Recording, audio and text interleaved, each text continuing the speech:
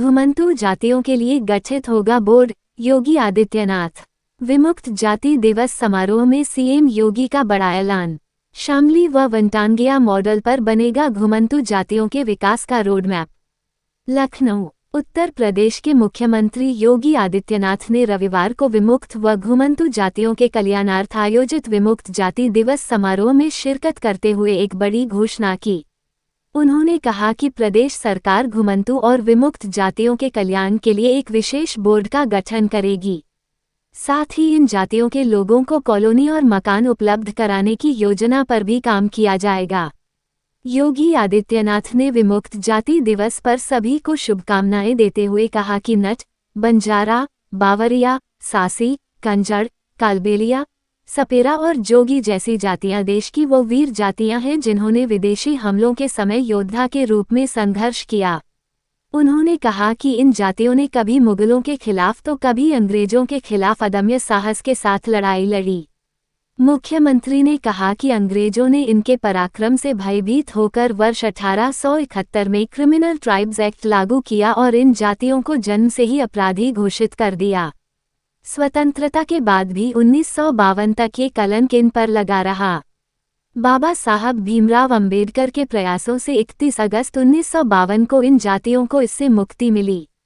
उन्होंने कहा कि विमुक्त जाति दिवस उस ऐतिहासिक क्षण की याद दिलाता है जब इन समुदायों को आज़ादी के मायने समझ आए।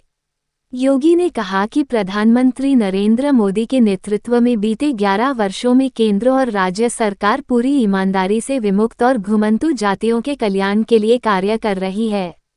प्रदेश में शिक्षा और आवास की दिशा में अनेक योजनाएं लागू की गई हैं। उन्होंने बताया कि 9 जनपदों में जयप्रकाश नारायण सर्वोदय विद्यालय संचालित हो रहे हैं, 2 आवासीय आश्रम पद्धति विद्यालय प्रारंभ हो चुके हैं, जबकि 101 आवासीय विद्यालय पहले से चल रहे हैं। यहाँ छात्रों को रहने, खाने से लेकर यूनिफॉर्म तक की व्यवस्था सरकार कर रही है।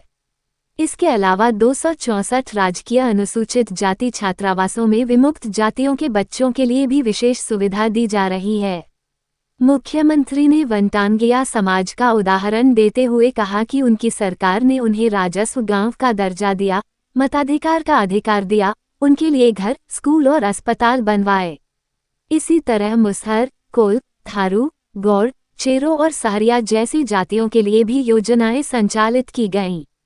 कुम्हार, निषाद और राजभर समाज को भी सरकारी योजनाओं से लाभान्वित किया गया है।